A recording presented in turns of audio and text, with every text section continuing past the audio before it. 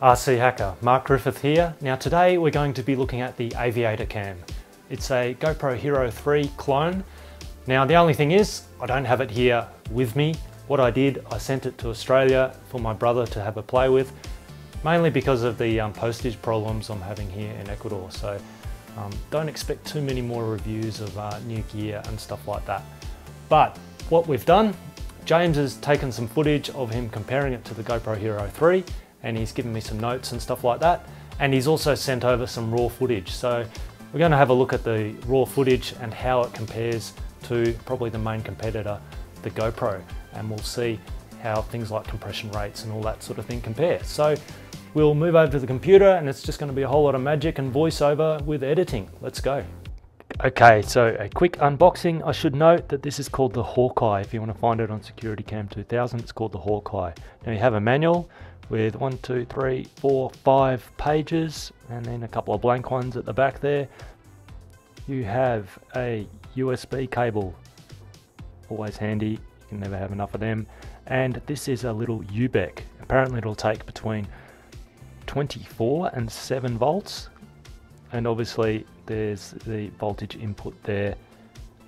I've got to double check on those specs. It's possibly down to 5 volts. 5 volts would make more sense for an input to that UBEC, but the high 24 volts is pretty impressive. As for how much noise that produces, I'm not sure. Now this is the camera itself. Looks suspiciously like a Hero 3. There's 2 buttons on the top. There's a power switch on the side. If you switch it up, I think it's NTSC, and down is PAL to turn it on. And then there's an SD card slot and your USB. It's probably a 5-pin socket there, so it's got room for the video out as well. Now, this is what you might buy this thing for if you want it as a secondary camera to your Hero 3 system, because you don't get the Hero 3 case, and it does fit in that case. As you can see, it's identical in size. There's a button on the top, but if you look, there's no actual, the power button is on the side of this thing and not on the front like the Hero. So once it's in the case like this, you won't be able to turn it on. You actually have to take it out so you can turn it on and then put it back into your case so you can actually start recording. So maybe a bit of a disadvantage if you want to use this in a very wet environment and you've got limited battery life.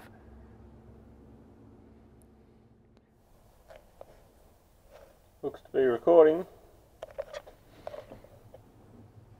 Okay, thank you James for that. Now we're not going to bother going through all the menu options and all that. Basically I can see from here that the user interface probably sucks a bit, just like the GoPros. So we'll leave that and we'll move on. We'll do some test footage. James put the Aviator cam and a GoPro next to each other and he ran around the yard to simulate a multi-rotor. So let's have a look at that footage. This is footage from the Hawkeye. Now it's stock footage. I haven't modified it, changed the color or anything. I'm just going to put a text overlay so you can tell which camera is which. And this is footage from the Hero 3 Silver. Both 1080p at 30 frames per second. That's all I'm going to be testing. Now, the first thing you might notice is the difference in the angle of view. The Hero is set at 118 degrees, while the Hawkeye claims 105 degrees horizontal. The GoPro is set at its widest setting, while the Hawkeye, this is the only setting that it has for its angle of view. Now the other thing that's immediately obvious, the difference between the cameras, is the color.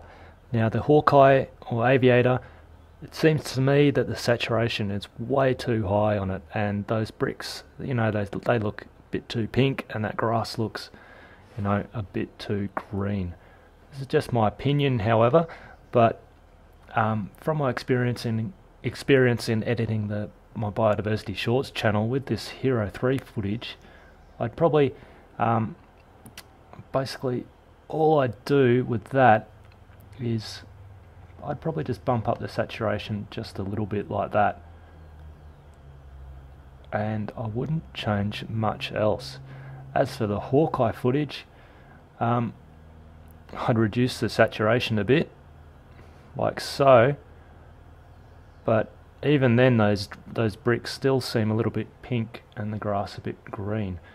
We can do some further changes to the colour here, and if I reduce the pink a bit, it's starting to look a bit more natural, but that grass still looks way too green in my opinion. Anyway, it's all subjective with colour, but those are my thoughts, that they've bumped up that colour really high and it seems to be a bit more contrasty as well. Now we'll reset it back to the original colour profiles and nothing's been changed here. Now another thing to keep in mind is that the Hero 3, you can actually change the white balance and lock the white balance down if you like, which is really handy. The only other camera I know to do that so far is the Mobius with the latest firmware, which is really good. But just say we were going to use both of these cameras together, filming the same subject, just different angles or something. We'll pause it there, and what we'd want to do is to color correct this so they're both the same pretty much. Let's see if I can do that. We'll start with the GoPro one there, and what I'm thinking of doing, we'll just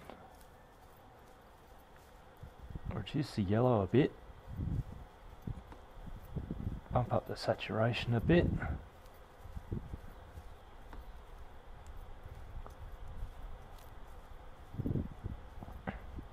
something like that, and let's change the Hawkeye Aviator, bring down the saturation a bit, and a little bit less green. It's getting close. It's not really, it's not that exact, but it is getting close. So let's just continue on there with that. Now it's not great, it's a bit better, but it's kind of a pain in the ass to match the color with these two. The other thing that I've noticed with these two cameras is what's called lens flare.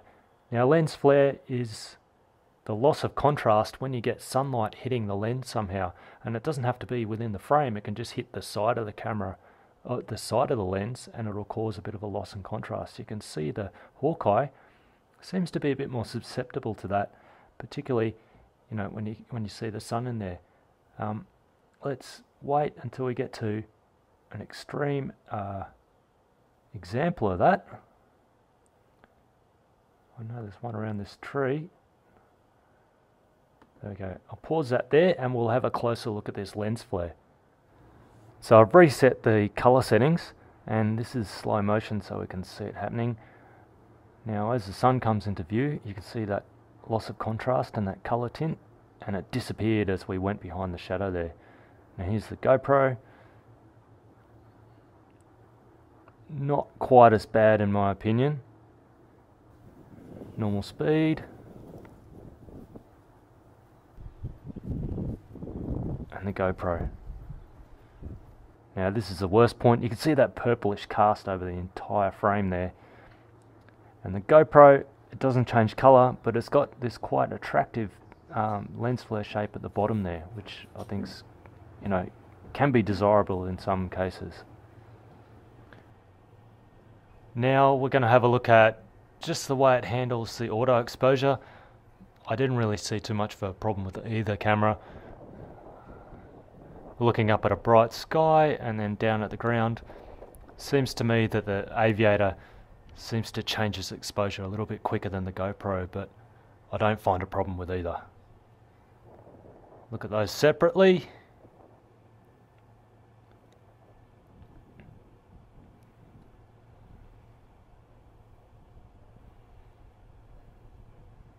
GoPro's a bit slower there, I think. Okay, let's have a look at distortion. These poles are straight, but as you can see, this is the GoPro footage. On the edges there, everything shows up as bent. Now the Aviator cam, and keep in mind this is a narrower field of view, and still those wooden posts there, they're showing up as bent on the edge of the frame as well, and that telephone pole as well. This sort of distortion is normal with these small cameras with the cheap lenses on them. Not even the high-end GoPros have a rectilinear lens on them yet, which if you're filming things like any sort of landscape which has a flat horizon, say the ocean, as you're pitching up and down, it starts to look a bit unnatural because that horizon will bend in the frame. But there are some options to replace the lenses on these cameras, but they're not cheap. If you want to see an example of a rectilinear lens, have a look at the last two shots in this video. They're done with a Rokinon 12mm f2 lens. Detail and focus at infinity. This is the GoPro. It looks a little bit soft to me at infinity there. And this is the Hawkeye. Much sharper, a lot more detail. Now we'll pause it and we'll zoom in on some stills. These are 400% crops, so you can see the detail even on YouTube, and you can see that the Aviator cam it's got a lot more detail in there, even though it's zoomed in a bit more. The GoPro just seems to be out of focus, and I think it's also down to the actual data rate that we're using when we're filming with the GoPro, which is lower than the Aviator cam. Okay, so we'll do a 400% crop of these two frames side by side. Now the GoPro on the right looks to be a bit more in focus now. The GoPros are generally designed so they're in focus when you hold them at about arm's length in front of your face. And the Aviator seems to hold up at that arm's length as well, pretty good. I think the GoPro is still being let down by the compression rate, and I'll just show you what I mean by that now. Okay, so these are the original files as my brother sent them. These are the Hawk ones and these are the GoPro. You can see the GoPro files are slightly smaller than the Hawk ones, and I know that this number 2 is a certain clip. We'll open it with MPEG Stream Clip. Now this lets me see the data rate, which in this case is 21.27 megabits per second. Okay, so that's the Hawk, and if we look at the GoPro footage, that is 15 megabits per second, which is considerably lower. Now, the GoPro has a mode which is called the ProTune mode, and I've looked it up. It'll record at 35 megabits per second, but only at 24p, so a slightly slower frame rate. And just out of interest, what I record at with my EOS M generally, this is some footage from my Magic Lantern loaded EOS M, and what I do with Magic Lantern is I bump up the bitrate as high as I can go on that card, and the bitrate that I record at is generally 63 megabits per second, which is actually quite a big difference. Now I think the high-end GoPros now are 45 megabits per second. That's for 192i by 1080 at 30 frames per second. But the 21 isn't too bad for the Aviator cam. Now what we're going to do, we're going to test some audio. We're going to do this sort of from within Final Cut Pro. You can see my voiceover down there, and I'm going to shut up in a bit and we're going to listen to the audio from the Hawk, the Aviator cam first. So let's have a listen to this.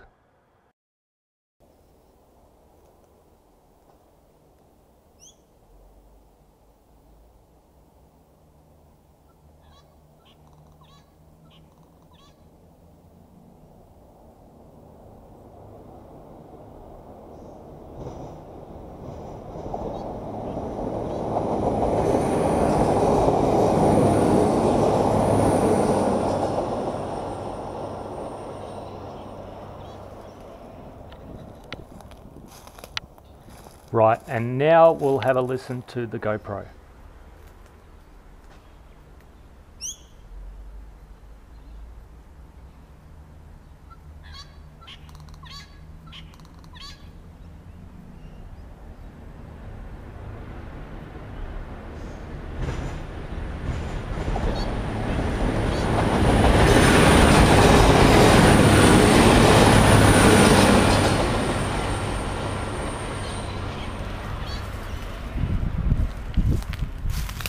Okay, now we'll chop and change, and just watch where my mouse is as we go along, just to see how I change the levels to match.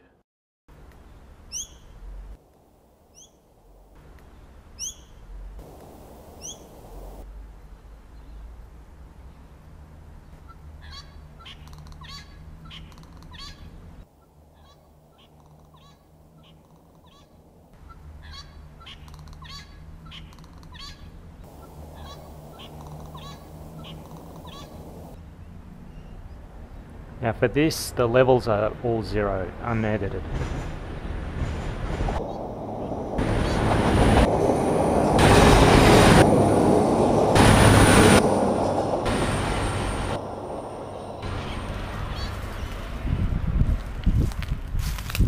Now I think the GoPro shits all over the Hawk Aviator cam in this test, definitely on audio. So in summary, the Hawkeye Aviator camera, it fits in a GoPro case, but there's no front power button, so you need to take it out to turn it on. It's got good focus, it's got a good bitrate, about 21 megabits per second. The color is a bit oversaturated, a bit poor in my opinion.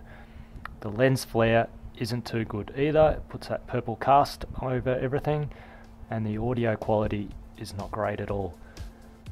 Plus, finally, it's FPV ready with that little UBEC, so you can put from 7 to 24 volts into it. Now the Hero 3 Silver, it's got better color, wider angle of view. It's also got a few more settings as well, so it does have narrower views as well. It's got excellent sound. I was surprised at the quality of that microphone. It's got poor infinite focus by default. I have heard of people adjusting this, so it is possible to adjust. It's got a poor default bitrate, only 15 megabits per second. I'd say that is so you can use just about any SD card in it and it'll work. More settings, many which I didn't cover in this, like 720p 60 frames per second, and it usually comes with a waterproof case. Now the Aviator is cheap at about $75, while the Hero 3 is a bit more expensive at about $300, but with the new Hero 4s coming out, that is likely to change, so keep an eye out on those prices. Okay, thanks for watching. If you've enjoyed this, please click like and subscribe and tell your friends and all that good stuff. Now, you may have noticed this is a new studio/workshop and editing suite, which I've been lucky enough to be able to set up in this spot, and I've got all new lighting. I'm close to my camera gear and close to the editing suite and well, my laptop and all the stuff that I use to make RCHacker. So I'm hoping now this will streamline the production of these videos. So make sure you subscribe to see more. I will catch you next time. Cheers.